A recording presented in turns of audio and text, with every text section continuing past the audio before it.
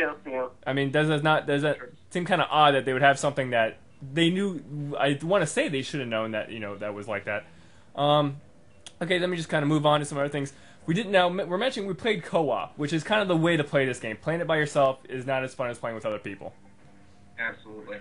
Right. But the problem, I mean, with the co-op, great drop in and drop out. It was fluid getting into people's games. You don't even have to invite half the time. You could just fluidly come in and out. That was cool. Yep. The one thing that wasn't too cool is I thought it was hard to tell who was who in your game. You couldn't really. There are no different colors differentiating us on the map, and there was no waypoint Yeah, system. in terms of looking at like an overmap or anything, yeah, it was hard to tell who was who. You had to actually kind of be in line of sight on them to see their little name pop up, and that was, sometimes if a building wasn't in your way per se. They had to jump up, spin around, and say, "Hey, I'm over here." I mean, yeah, that's kind of the system we adopted, which is we spin around. So when you look at the map, the arrow is spinning around a lot would be it. But like, oh, that's Jimmy over there, or hey, that's Jeff. But even, I mean, actually the menu itself, I'm not gonna say, I want to say the menu was unintuitive, but it definitely felt like the menu just wasn't right. Did you guys get that at all while trying to navigate it and stuff? A little bit. In a respect, it was cool to have like, the map kind of, there you can kind of see where you're going. Like you complained that there were no waypoints. Yes. Yeah, that makes sense too. But also the fact that you didn't have like just a straight overworld map of the entire world, because especially when you're playing 4 players, 3 players on this whole thing, a lot of times you're just spread out around the world. Yeah, you have to zoom. You have to zoom around and find each other. One big world map to see which island you're on versus where everybody else is. Like you could be running towards something, like okay, I'm going to be with you in a minute. I see where you're at, and then you kind of like look at bring out the map a little bit and look around and like, oh, you're like the next county. We'll just port over to where you are. Now, I'm gonna have to say, I definitely like the extraction thing. I like the fast travel. You guys were both kind of not with the wanting to do it as often as I did, because I would just 2 seconds, I would let my character die and just spawn somewhere. You guys would be kind of, a little bit less on that, but you eventually warmed up to it. Yeah, I think the extraction idea was like killing yourself as a method of travel. It just doesn't, as a gamer, it's just like it doesn't stick very well with you. It's like it feels like a do-over, and I don't know, it's something weird. It's a weird way to do it. It's not. They didn't even do it like say a teleporter or something like that. No, it was basically you die, kill yourself, and we'll clone another copy of you where you want to go. Well, I mean, if they maybe had some type of penalty to it, then I would have made more sense. There's 8 agent clone dead bodies all over the city from Jimmy traveling all the time. Or just because I wasn't sure I'm going the right direction, so I just would constantly teleport around. Moving on to some other quick stuff here. We also mentioned too, in the game, once you get level 5 agility, once you get the helicopters, the game is pretty much a wash. You can pretty much do everything, and that's where the fun really starts. Absolutely. Helicopter was freaking awesome. But the problem is, yeah, and that was the thing too. When I first started playing the second game, you kind of get the sense immediately that you're like, this isn't as fun as the first game. But then you realize, oh, it's because I've been playing the first game at max power for so long. That's the status quo for me, is to be able to bound from building to building.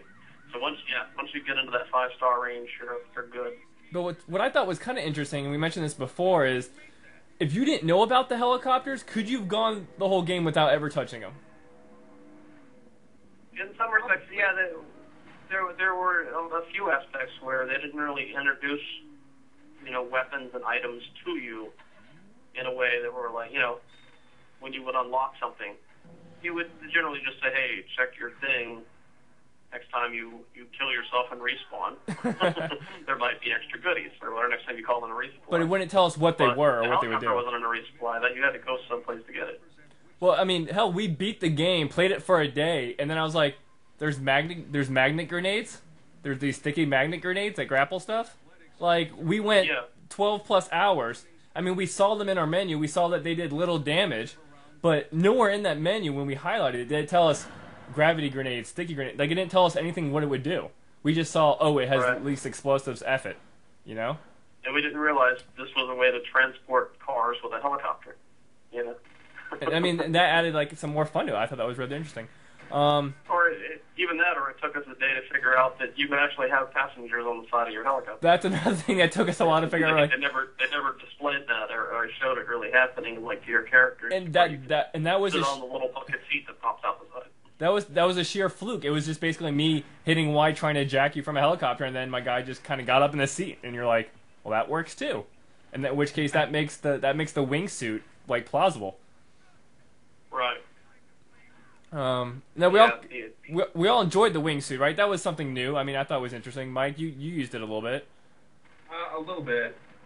I wasn't as good at the wingsuit as you were. Yeah, Jimmy just took over that in the air. I couldn't. Ironically, in the beginning, I couldn't get it nailed down to anything. Like doing a simple jump to the helicopters, I could never make with the glide suit. But by the end of playing, like literally, we were doing runs around the city where you try to fly your guy around the city, and I pulled it off, and I actually was able to do it like 3 or 4 times. Like I just was in the air for like 5 minutes, just going around the city. 3 or 4 times in a row, yeah. And I don't know how I got. There should have been an achievement for flying for 5 minutes because you would have got it. I mean, and it was weird. You kept going. And what was weird. I think Jeff described it really well. It's a lot like flying as Kate Mario in Super Mario World. The mechanics very similar to that, where you dive down and then you pull back and you go back up. You dive down, pull back, and go back up, and you can keep yourself going for quite some time like that. I think Jimmy like called upon his ancient powers of pilot wings and he was just pulling that shit. Oh, I can't wait for that in the 3DS. But that's something else. Just kind of touch on some other quick things real quick. Okay, we touched the story. The radar ping for the orbs. Basically, you hit the radar ping, it tells you what orbs are in the area, like a sonar ping. That is awesome. Good idea. That is something they did good. It was kind of interesting. They took out the character customization. Like basically, all of our characters will look alike. Except dark gray, light gray, blue. Like that's number one. Well, the first game you pick a character and they would get more extreme. Like you'd get the mohawk or the Jinro kind of cool face or whatnot, or the buffy guy. Not everybody wore a helmet in the first game. There was one character that did have a helmet once he was fully activated, but everybody else would have their individual styles of the dreads, their mohawks, their shaved head, or whatever. But this one, nothing. Yeah, right. Everybody looks like they're from, I don't know, a stormtrooper on steroids or something from Jinro.